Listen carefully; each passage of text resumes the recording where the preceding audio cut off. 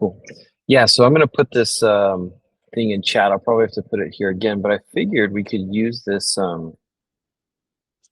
Google Draw program, um, our web app, to kind of do the flow, and I'll just leave it open. It's anybody can edit it. So um, yeah, if you guys want to see if that you want to contribute, please do. The fuck? Give me a second. I have to reboot again. Okay.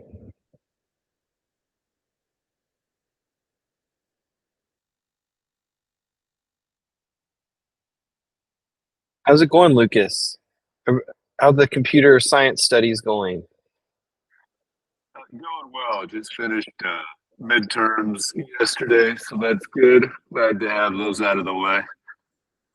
Cool. Yeah. No, it's fascinating. AI is kind of permeating everything.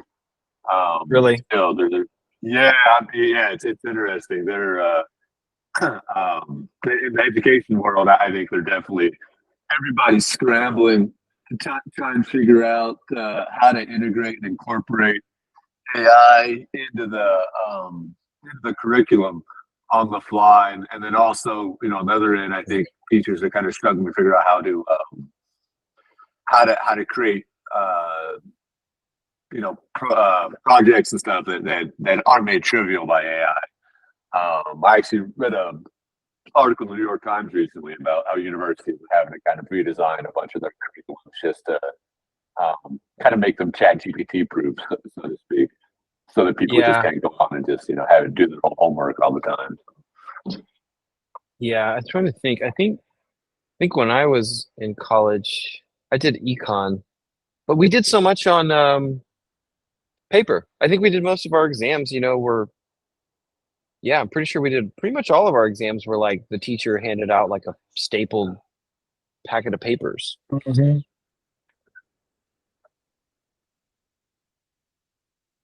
Yeah, I think they're talking about putting in a few more AI focused classes as early as next semester.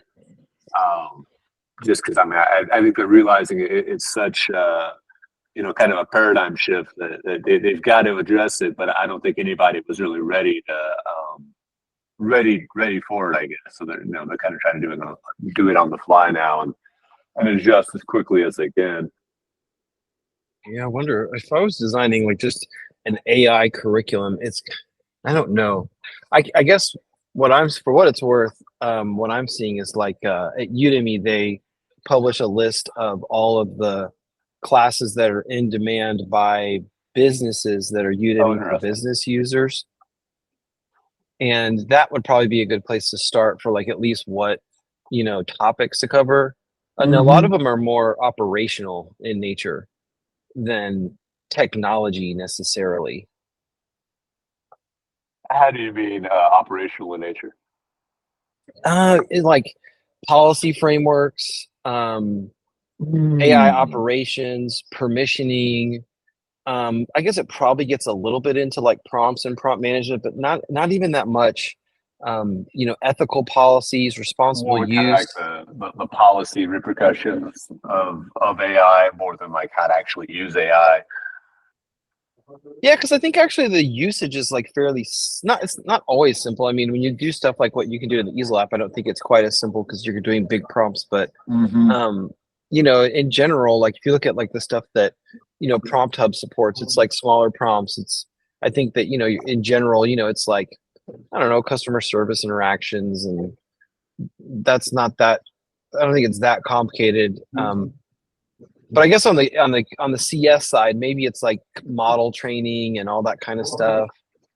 Hey, what's up, Carlo? Good to see you. Sorry to be late. Good afternoon. No problem. I put a link. I told these guys here. I put a link in. I'll put it up here again in the chat. But if you want to go to this Google Doc drawing, then we can build out like some sort of workflows here.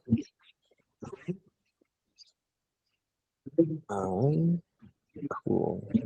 Is that all right? Hosmi is here. Good to see you again. Oh, and hopefully we'll get Monica here in a minute. Yeah, Kaggle, I don't know if you remember from Kaggle, they've got a lot of like AI data sets, but they've got kind of an interesting competition this month to see who can, using data from previous NCAA tournament games, see who can use a machine learning model to predict the NCAA tournament as accurately as possible.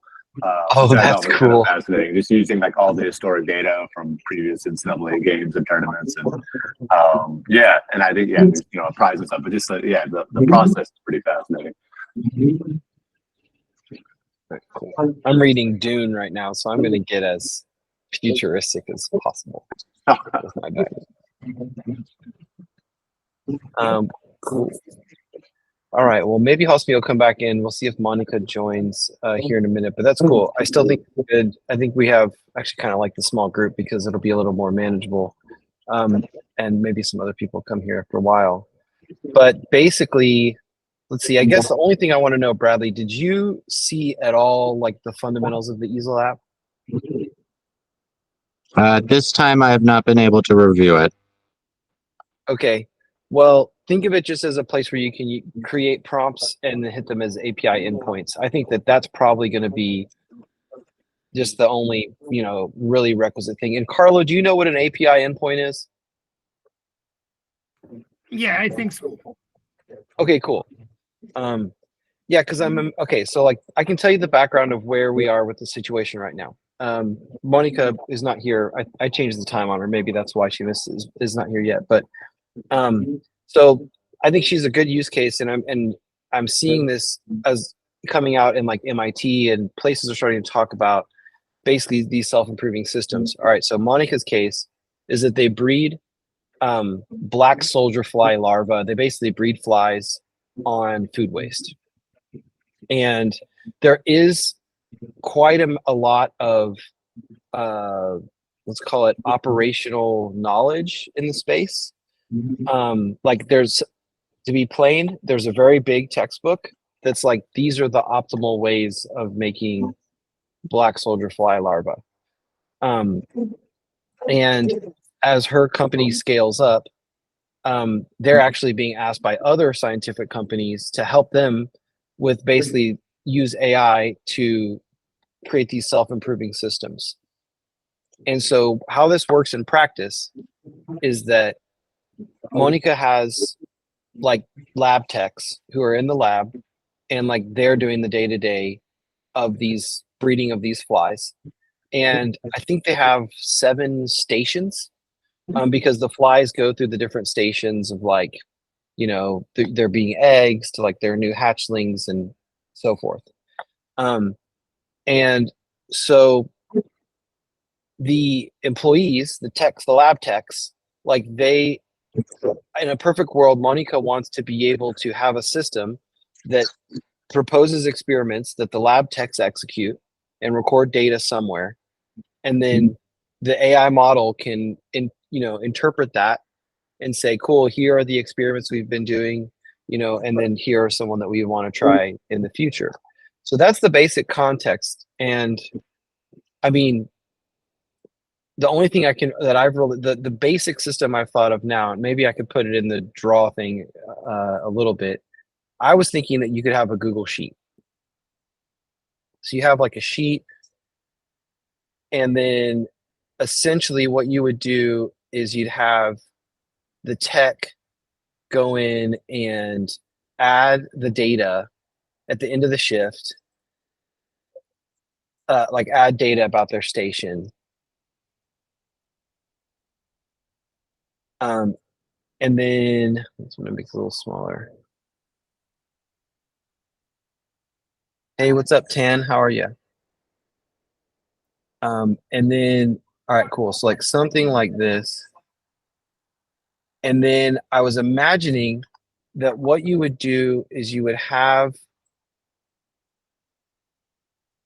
automatic trigger that would basically trigger updates and Eazl note. And the only reason that the note is important is that it's part of a prompt. This is part of the Eazl app that I think is nice. But you'd have a trigger that goes and programmatically updates the node at some interval. And then so now you have some prompt that is basically being updated with a note with the new data.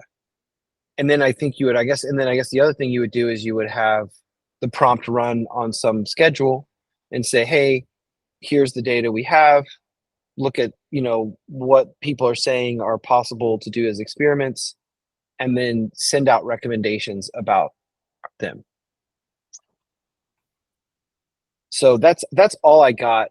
I think the only other thing that I'm seeing here is I guess you would have to tie the data to the date, maybe, which is obvious, but maybe that's the way you would kind of tie the experiment to the outcome a little bit.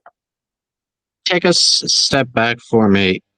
Precisely what is this data?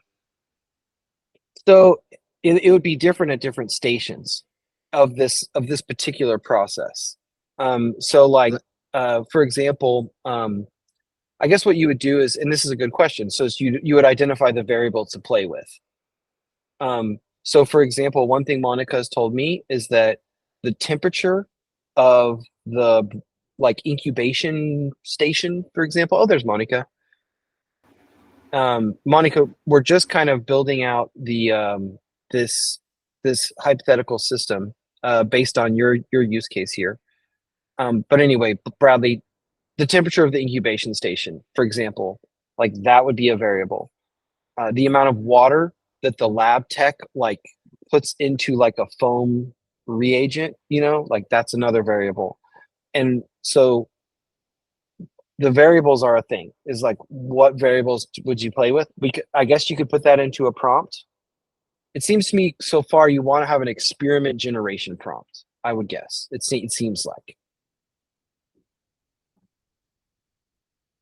So the data is really very numerical measurements being done on this process, like temperature. Am I understanding that right? Yeah, and I would guess that you would basically export it as a CSV.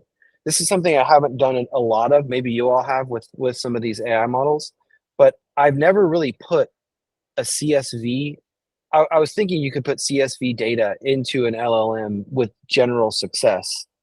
And if you can no, you say no, Bradley?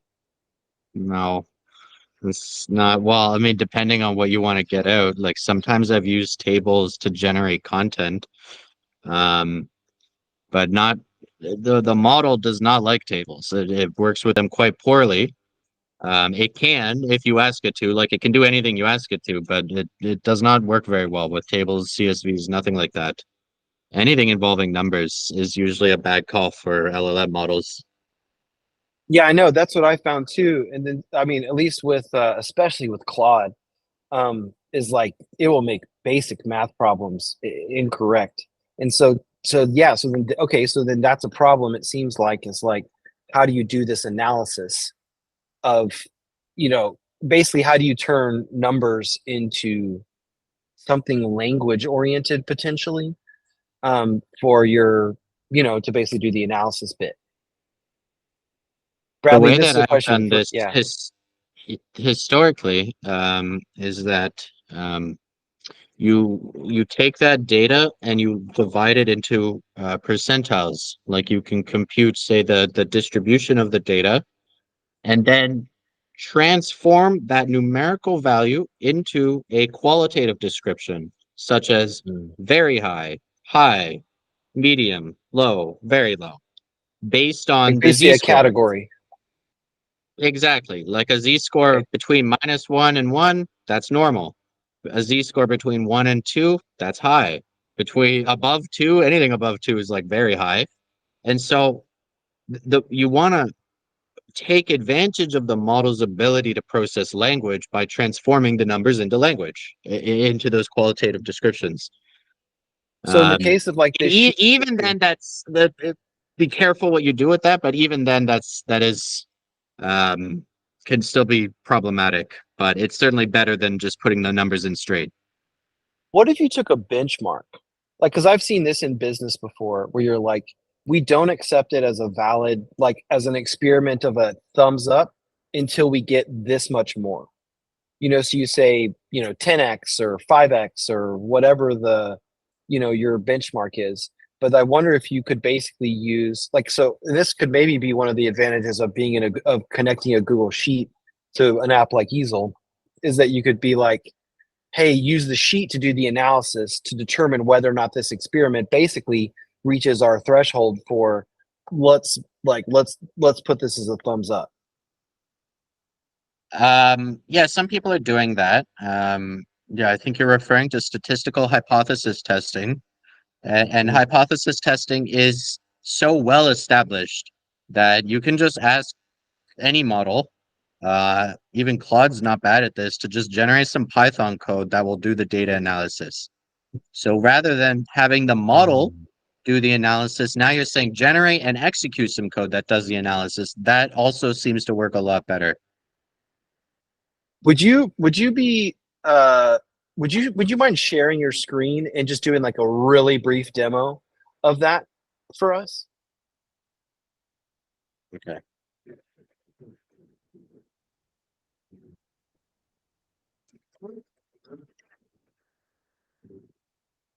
Okay. I'm on Windows, so I'm logged out of everything. Unfortunately, my webcam doesn't work on Ubuntu. Okay. Let's say we have numbers. Right? I just got a bunch of numbers here. We'll put some commas in. Da, da, da.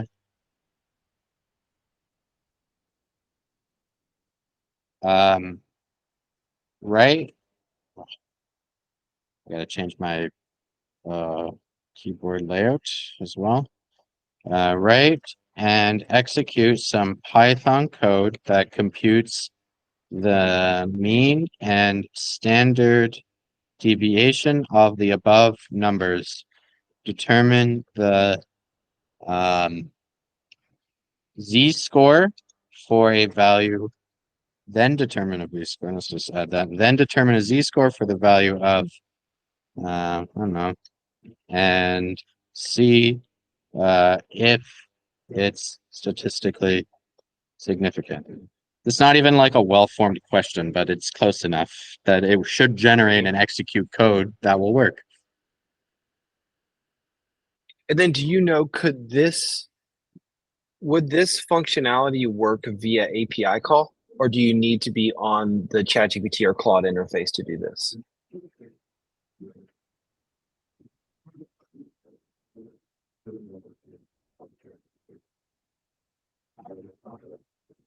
This interesting. Usually it actually shows you, okay, wait, we can see the code here.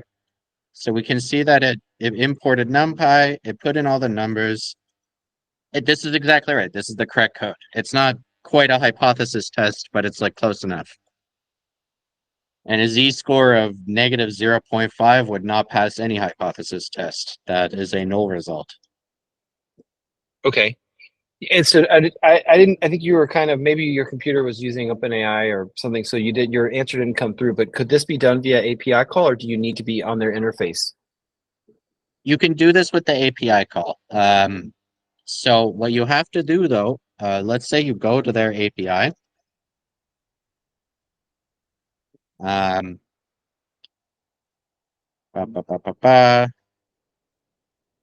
You see when you make the request, there's one little parameter, tools.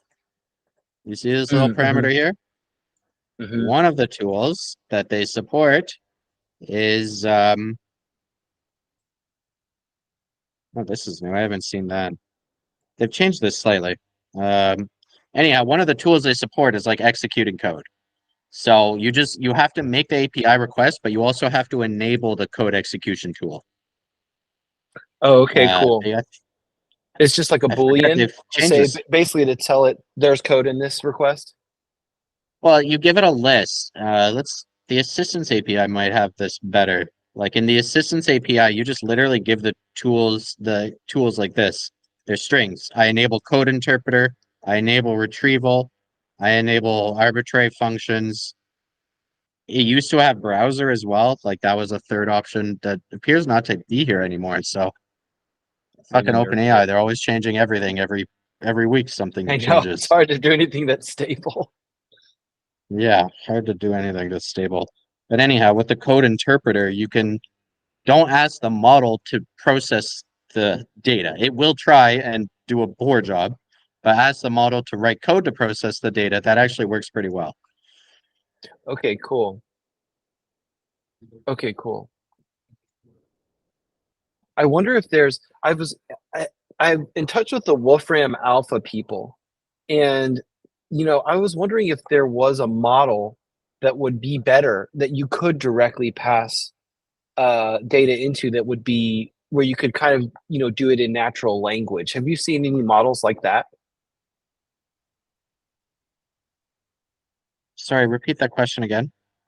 Basically, have you seen any models that would be good at doing analysis in the context of a natural language prompt? So if you did, like, because what I would be thinking is like, you say in between the data tags, you'll find a CSV file. You'll find CSV data, and then like now, using the CSV data, do whatever. So it's a traditional prompt-oriented request, but sent to a model that was more capable of handling that. And like, I'm wondering if those models do exist, or if it's a fundamental limitation on LLMs.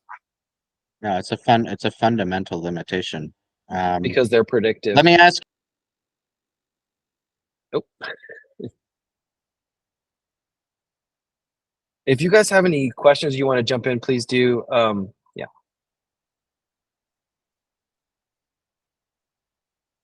Sorry, let me ask you that. What is e raised to 5?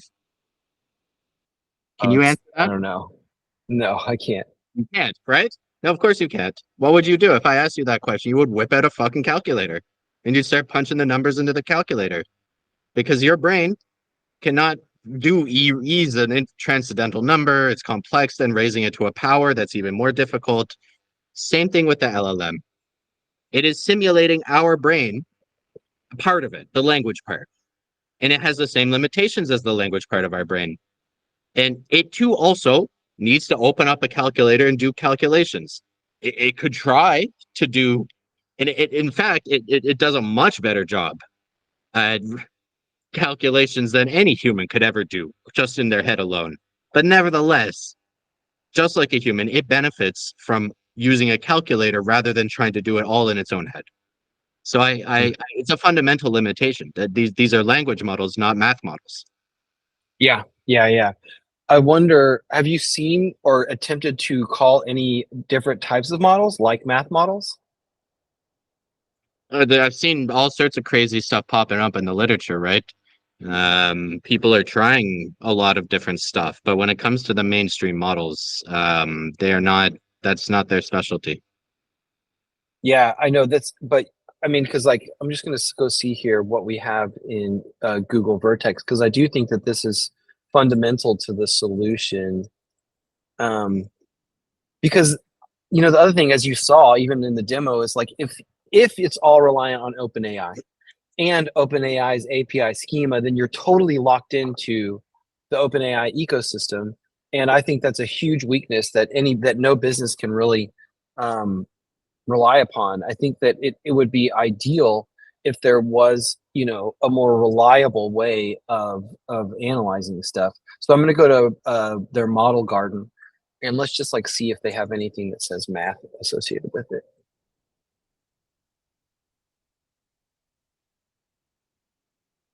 Oh, interesting. So Google's going to support all the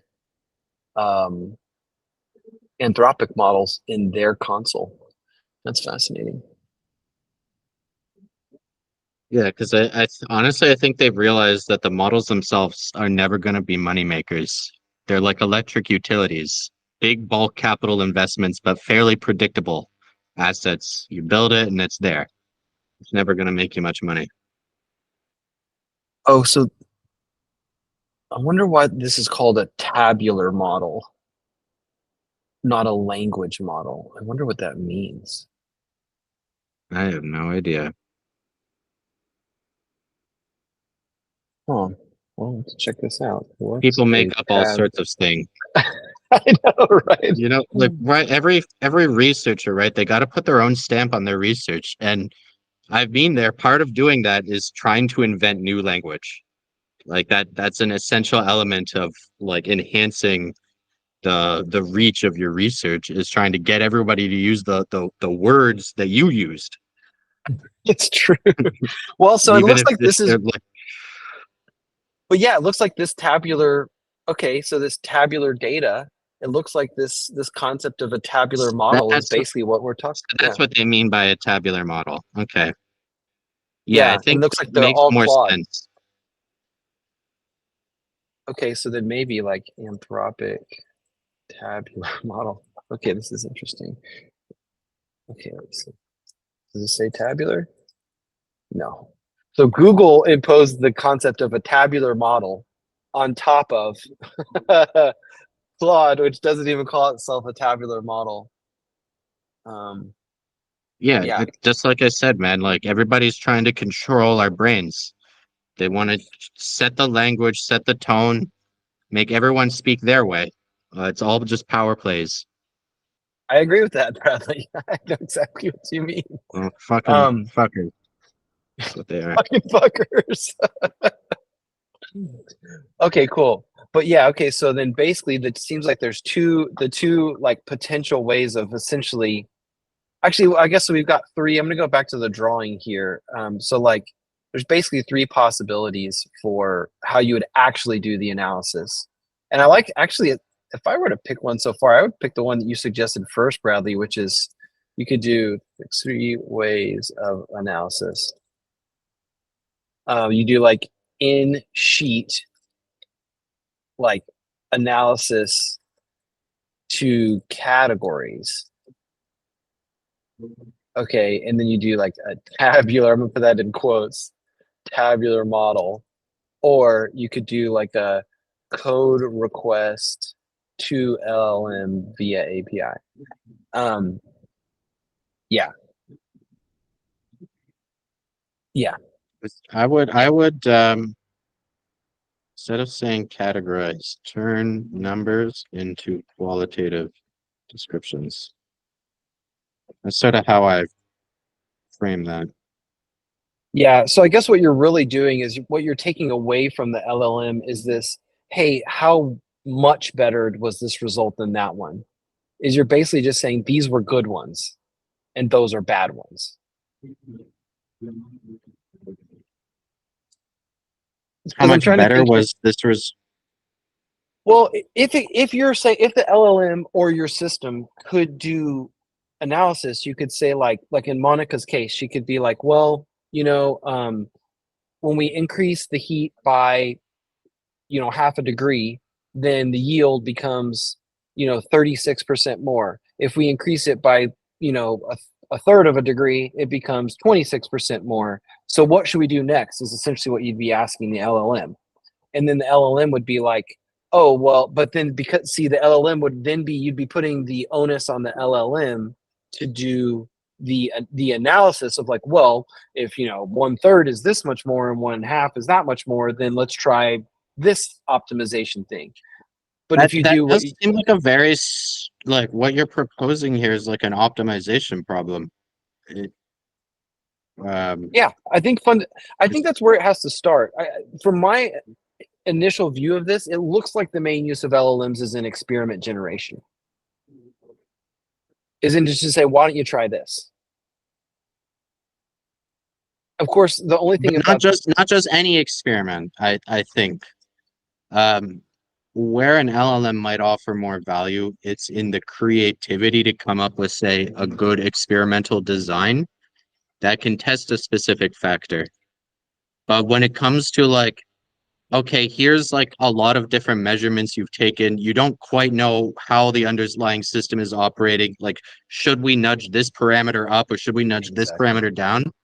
That type of quantitative analysis is not what the model does very well. Like that would be a much better suited for a more traditional optimization approach. Got any ideas? So I think we want to transform, somehow take that numerical data and turn it into something the model is good at, which is like the experimental design. It's like, okay, if we wanted to test this particular factor, how do we design an experiment that successfully, isolates that factor? Which, okay, so then this is another thing I was thinking about, because you could then have one prompt that was designed to give you what to test. And then maybe you could have another prompt for how to design the experiment to test that thing.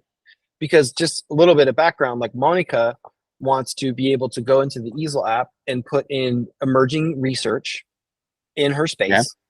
And then the prompt would, so she can update the prompt, her team can update the prompt, this is new stuff.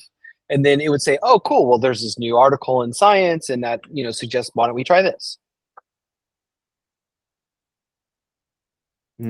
Also, Davis, okay. remember, I'll be using a Excel spreadsheet with my daily inputs on the weight, temperature, things like that. Would that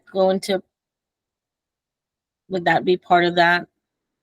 I think in a perfect world, it would. The only Optimization? thing, yeah, and maybe Bradley can shed some light on this, but the only thing that seems to me to be limiting at the moment is that, the only thing about a single variable test is it doesn't, I think what you really are looking for, Monica, is something where you're saying, here's what's going on. Now you be smarter than me and look at what's going on here and generate some ideas on what we should do here. Whereas if you're just testing a single variable, it's going to be, it's not really that, it's not super duper interesting.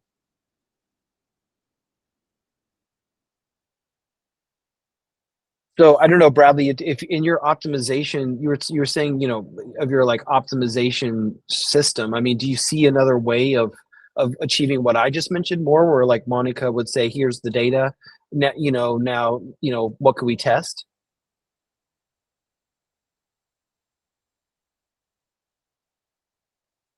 I think you're muted or something. Yeah, you're muted. Oh. I think in general, you should only test one variable at a time. Like that's the scientific method, right? That's the gold standard of scientific research. That's true. But if you want to do multiple methods, there are some Bayesian techniques that are commonly used for hyperparameter optimization, but which can really optimize any sort of arbitrary system. So you may have that Bayesian technique where you're putting in the parameters, you're putting in the result and how good that result is, and it will suggest the next parameters to test. I've contributed, for example, to the TPE algorithm in the popular HyperOpt library that does this type of parameter optimization. You got a link? Yes, I do. I can.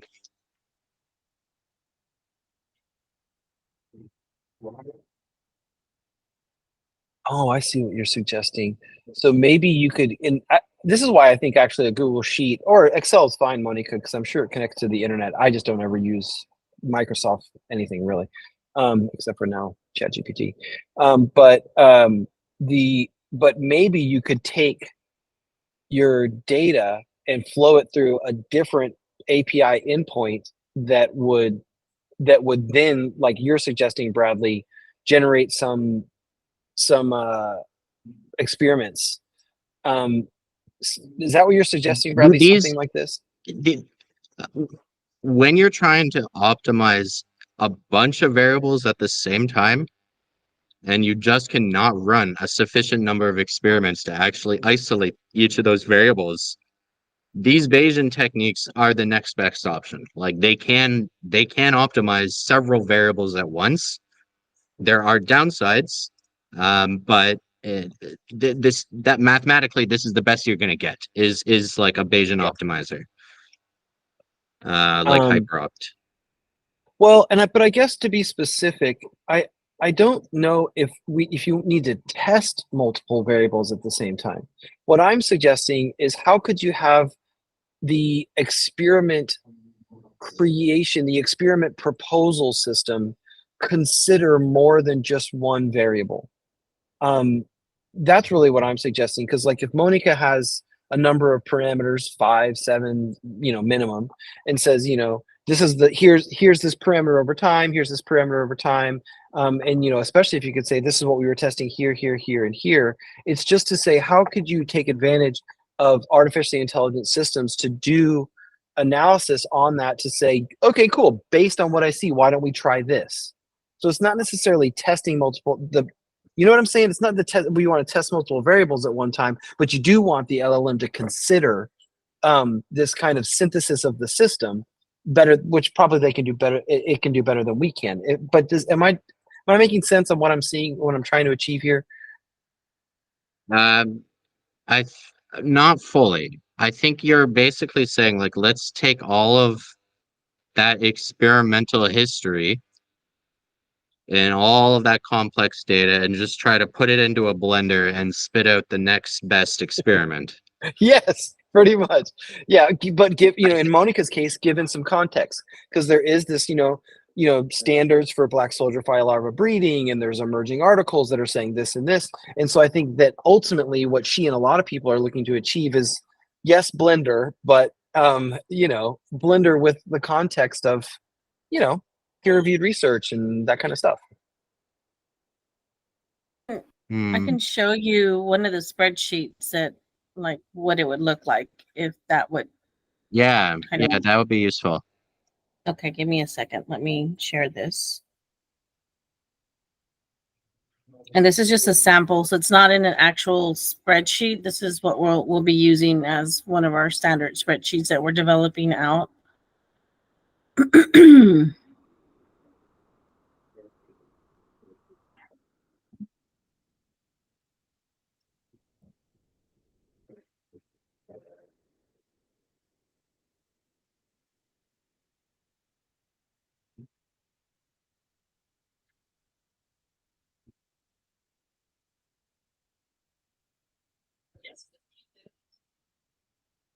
So this is kind of like some of the data that we'll be entering in this type of format. This is just one of the spreadsheets. There's several that we're automating into the system, but this is basically the information data points that we'll have to use. These are the tasks.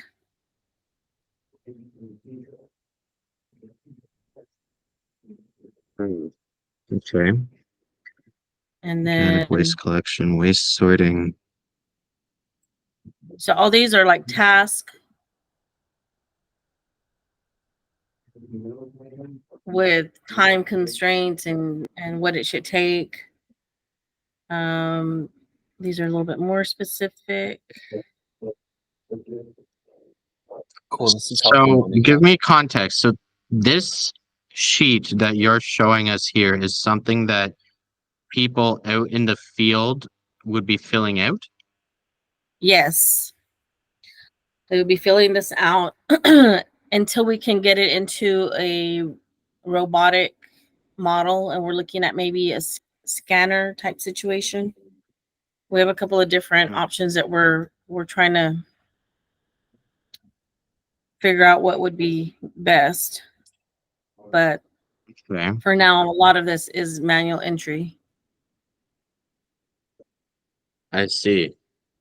But it would be the document you're present. I'm sorry, go ahead. Go ahead.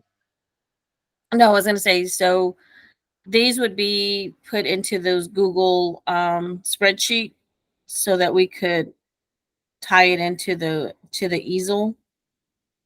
That's what we were thinking that would work, essentially. This document, the way it's currently structured, would not work very well in any language model. Like, for example, one of the problems being the heavy use of columns, and models read data left to right. They don't read it in column format. So they get confused really easily with the models, with the columnar format. Well, That what I being was said, proposing to Monica is that she could set up a Google form that, has these fields for her people to fill out, or any, Airtable, whatever. And then on submit, it goes and adds to the Google sheet. So another row, another entry into it, so that you could then very easily turn that into tabular data, basically. yeah, you would want to have something that goes from this to a Google sheet, but then a Google sheet to something even more specific to the use case. Uh, um, like a more engineered prompt. There's a lot of complex data here. It's not so simple to just shove it into a model and hope for good results. You really Right. need to What kind engineer of your complex prompt. prompt are you talking about? And you think the prompt that could be like handled by an LLM? So like think about like the way that the model reads the data, right? It reads left to right, top to bottom, just like you do, but with it can't bounce around and go back and forth. It only reads left to right, top to bottom. So we have to set up the data so that if it reads the data in that format, that it's still getting all the information. And like one of the most common ways to do that is to organize your data in like chunks where like instead of it being in columns, you might be like date nursery Lavero colon 35. Then mass pre-pupae grams 27. Then date nursery Lavero 85, whatever. You're repeating those titles over and over and over again. And that prompt then, of course, gets a whole lot longer because it's no longer in this like convenient, nice tabular format, but it's a lot easier to process for the language model. And that's perfectly supported by the Eazl app. That's the kind of thing that you could say through, like, maybe these triggers that are in our drawing, maybe the triggers aren't for us, maybe the notes are for specific parameters like date nursery larvero. And then so you like as your text go in, you like update that note, like boom, and then you're updating, like, so you just get your data in these chunks, and then you build the prompts out of the chunks of data, and then be like, cool, like here's our data. Would that be an advancement of what you're talking about here, Bradley? Yeah, I think that how you format those chunks really matters a lot. So you would want Yes. to format those chunks in a way most appropriate for the model. So yeah, I think that makes sense. Got any thoughts there? In terms of how to format it? Well, for the model, because like formatting the chunks for the model, like, I mean, do you think it's just to be safe? It's like by parameter, or by like something like that? I, So if you look at the notes, There- like how it says there, like it tells you origin of different bio waste streams arriving in site. Those could be built notes or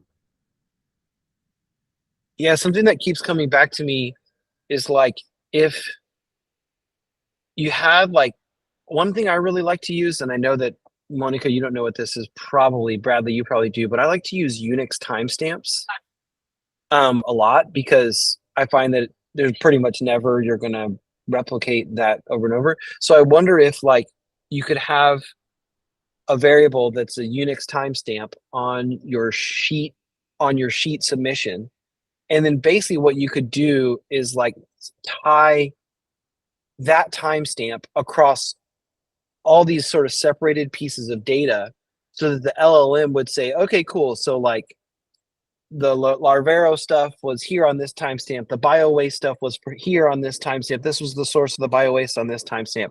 Here was the experiment that we were executing on this timestamp. And then that way there's a piece of data, almost like a SQL database, that says, cool. I wonder if the LLM could say, okay, cool. So like this timestamp had this data here. Like this timestamp had this one. Now, therefore, blah. I think you're asking too much from the model at that point. There's some like graph-based approaches that people are experimenting with that could maybe do what you're describing. But I think in practice, you actually want to take all of those things. If they are related, they should all be grouped together. They should just be one big block of text. You're not expecting the model to like try to connect the dots. You have connected the dots for the model and presented it in a nice clean format so that it can do what it does best. It's not going to do that very well, if it's even able to do it at all. So these are each steps here. So would these I guess, would it be best to just start with like one sheet of information to make it easy and then go on with the Or next? maybe one tab, Monica? Maybe one tab for like some, like maybe if you did it by phase, like because you have like 7 phases or whatever. I wonder if Right. you'd have like a tab in your sheet for each phase, and then maybe that can go to a note in the Eazl app where you're like, cool, here's our data that we keep building out about this phase. Here's about this phase. And then maybe the experiments should be proposed based on the stage as well. What I'm getting from Bradley is that we need to like use the LLMs in smaller chunks rather than expecting them to do more. For sure. This is a lot. There's a lot of data. It's all very numerical data. You're really at the boundaries of what LLMs can actually do. Sweet, let's push those fucking boundaries. Well, if you push the boundaries, you just get a low quality result that's useless to you. I know, that's true. Right. Yeah, push the boundaries and get a high quality result. Yeah, yeah. Okay. Okay, cool. Got it. That's really helpful to see that though, Monica. And I think that honestly, if you can, I know that you're getting some consulting inquiries here. And like from my side, even though like when I see what you're doing there with like a worksheet, I could really see businesses saying, you know, we have something that people fill out at the end of a shift. And I think what we're building here in this Google drawing is like, how does that tie into a self-optimizing system? Because your data, your processes are this, but I do think that there's a system here to be built where you'd say, cool, like the frontline people are filling this out, and then it's going into this system of prompts. I do think one question is, should the categories, I think that probably the categorization prompt, or I'm wondering if it's good enough to just have one prompt for one experiment generation thing, or if it like basically for your case, Monica, like do you want to have one prompt to generate experiments for the incubation phase, or can you have a big prompt that says this is what's going on, and then now propose for the experimentation phase? Like basically, do you have to manage a prompt for each phase? Because I think that's going to be a lot harder to manage than where you say, here's our experiment generation prompt that we update with like news and the industry and stuff like that. Like a tie-in for business would be like SEO, or like, TikTok, whatever. And then you're like, cool. So like, here's what's trending on TikTok. Here's historically how we make TikTok videos. Here's information about my business. And that all becomes a prompt. And in a perfect world, I think you'd want to be able to flow these types of data in and say, cool, now propose what we should do on TikTok. I think that's what people are looking for. Yeah, so pretty much anything that I find on research or marketing or any new developments, I stick each one of those in a note on Eazl and then try to pull those reports based on a couple of those different ones, what from the needs that I need at that time. And so I think so. I think you eventually add them as, what?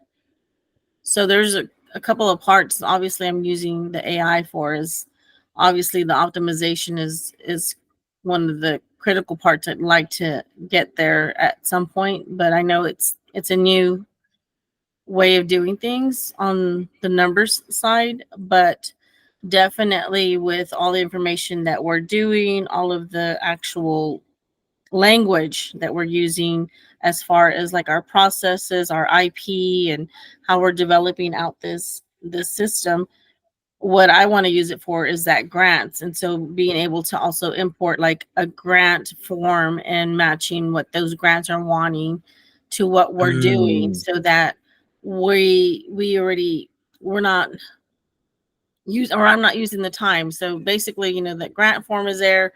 I know the questions it's asking. I submit, click on the boxes that I know that information is needed for that grant, and for that grant to merge with the information that I put in there is how I'm imagining how I would like for this to go down. Well, I mean, to me, then you're looking at, I just think that you would just, in the Eazl app, you would just reuse that note in your grant generation prompt. So Right. maybe there's a couple different, like maybe you get like, maybe, I still think, okay, let's take a quick vote. Of the 3 ways of analysis, what's the best way? Should we do this? Should we start by analyzing it in the sheet by basically saying there's some benchmark and we give it a thumbs up or a thumbs down or something similar? Should we try to send it to this tabular model, or should you try to do this code request via API? Maybe in the comments you can vote. I don't know if I have sufficient information on what we're trying to accomplish to make a vote. Okay. Like Lucas, do you have any I thoughts? understand we want to predict an experiment, but I would just have to dive in deeper onto which to really be able to say which approach would actually work. Well, I think where you've really, helped at least me understand, Bradley, is like what the frontier is of the possibility frontier of LLMs. And, I do think that fundamentally it's, honestly, I wonder if there should be like a pre-processing prompt up. And I know this is getting kind of complicated, but that's why we got the drawing out here. So like, actually, I wonder if, and I'm going to update the drawing here a little bit, but I'm wondering if this is missing a step. I wonder if you take the data from the sheet. So that's where I'm doing trigger updates, an Eazl note. But I wonder if here you actually go to a different prompt. And then here you say, use a prompt. Because I guess it would actually go here. So then you'd go and you'd be like, use a prompt to turn the experiment results into a summary. So it's language oriented. So basically you're like, cool, we did this experiment. Here was the background of the experiment. This is what we tried, and this was the outcome. And then I wonder if that way you would have your experiment records not in a sort of numerical format, but now you would have them in a language format. And so now maybe this would be more LLM friendly. That in theory is correct. But this prompt to turn the experiments into a summary, it has the same problem. It also is now relying on numeric data that it's not very good at processing. So the summary is going to be low quality and error prone.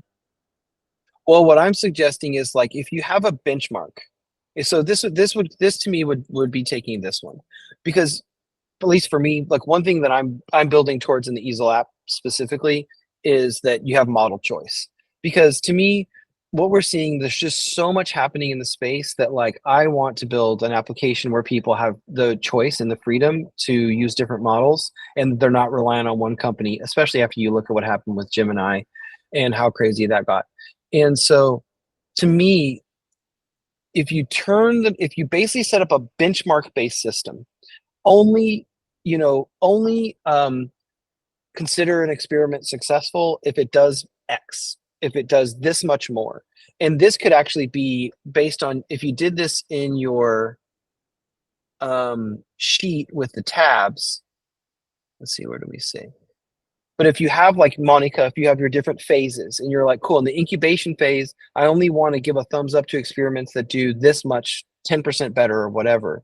Then using that, you could basically use the sheet to give it a thumbs up, thumbs down. I think your Z-score is a great idea, Bradley. So you're like Z-score, thumbs up, thumbs down. And then you could send that data, here was thumbs up on this experiment. So if you have the experiment record somehow, like some ID, like this is the experiment we did, and then this got a thumbs up, then you would be able to then get a summary here and say, yeah, what was the experiment? Did it do a thumbs up, thumbs down? Now look back at all the research and look at the experiments we've done, and now tell us what to do next.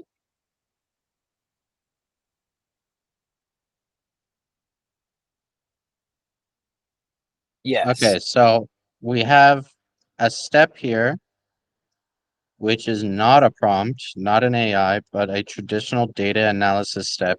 Maybe you do that with the AI generating code, whatever. But the key is that data analysis is not done with a model. It's done using Yes. traditional techniques. And then only after do you use that to convert into a summary. Then I think that does Yes. make sense. Okay, cool. And then and then of course the loop then closes here, because then you get the experiment generation prompt, and then this goes into like some business system, like where you're assigning it to people.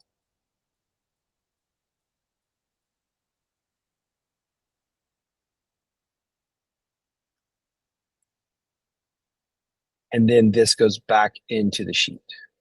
And now you have something of a self-improving business system that uses AI.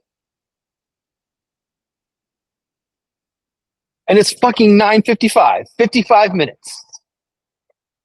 5 minutes before the end of the 5 minutes before the hour. Got it in.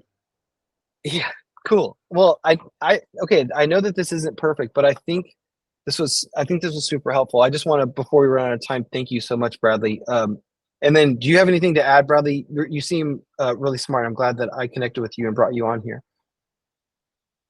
Nothing to add at this time. Cool. All right. Anybody else got anything they want to contribute? Monica, Lucas, Ranjith, Tan, we didn't hear from you guys. No, thank you for at least kind of streamlining some of these ideas. Yeah, cool. And then Yeah, what thanks, I'll man. That do. was fascinating. Hey, Ranjith, what's up? You got something to say?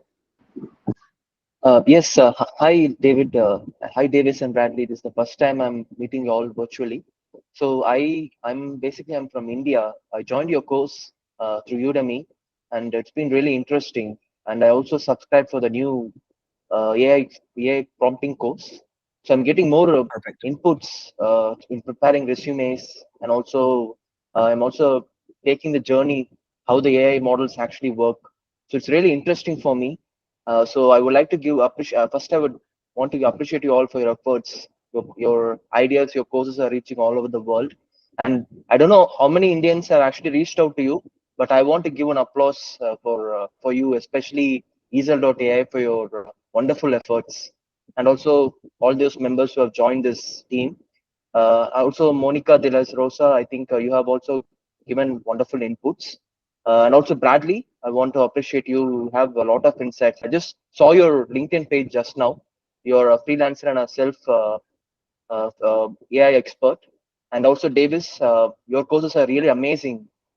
It's actually anyone who enrolls in your course will be naturally want to complete it. So I've subscribed to all your courses in Udemy, because another reason problem for me is that the main reason is in the conversion of INR to dollar note is really expensive for us. So because of that, when Udemy offers Wait, came, I sorry, can you purchased. repeat that? What's expensive for you? Yeah, the conversion of Indian rupees, Indian currency to the American dollar, the conversion rate is really high for me. So what I do is I normally purchase your courses through Udemy, the Udemy platform. Yeah. They run some seasonal offers, and I purchased some of the courses which really interested me. And I also subscribe to a lot of your courses. I think I have already downloaded, I think.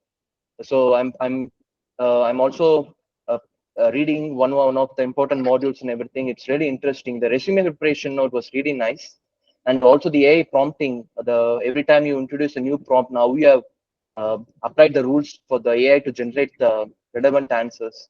It really boggles my mind, actually. Yeah. I know, it's amazing. I got a question for you, Ranjit. Okay. So what I'm seeing is that I'm thinking about adding a new pricing model to the Eazl app because Okay. what I'm seeing is that people it's expensive for people to pay for like Claude or ChatGPT monthly. Yes. And so I was thinking about adding a pay-as-you-go option, and you know, so like I was wondering if that would help you be able to get started with AI if you were able to buy, for example, $5 of AI usage, and then you could choose any model that you want. But do you think that that would be meaningful for you to be able to spend a little less money and just get started and pay as you go? Yes, sir, that would be fine because anyone who wants to subscribe to the monthly plan is all they want is the output. So definitely based on the regions, because dollar is a universal reserve currency. All of my friends who are also working, they also know that all the major platforms are sold in the American dollar. So $5 it's worth it. I also use the Microsoft Office suite, which the Microsoft has offered in India, in the Indian locations. So based on that, that's a good plan because it would be really helpful for us, and also enrolling in courses like you developed by Eazl.ai. It will definitely be helpful for us. And I'm also working on the job hunt as well because I'm looking for better roles and responsibilities, and prompt engineering has really caught my eye. I thought I could just step in and be a prompt engineer, maybe help businesses like Monica De La Rosa. She asked for advices from you how to develop that model and everything through AI. So like that way we can be a good prompt engineer, right? So that all I'm thinking. So just hope everything turns out best. So I would like to get connected with you, Davis. So thank you so much. It's the first time I actually it's late night in India. It's almost 9 p.m. I know. 9:30. I know. Okay, so normally I worked in the US timings. In the previous companies that I worked, it was a company named Sectigo. It's in New Jersey. It's an SSL company, web security, TLS. We offer services like that. So they have their IT support operations here in India. So I worked in that company for more than 4 years. So after working there, I thought I'll take a break since I'm approaching my 30s to see what I can do. And I always want to work in a global platform, and Eazl is a wonderful thing. I don't know how it's like a miracle that came to me. I was searching for so many resources, YouTube, so many webinars, and I could not get the right inputs. But after subscribing to Eazl, it has really helped me actually. Fantastic. Well, I think you're on the right path.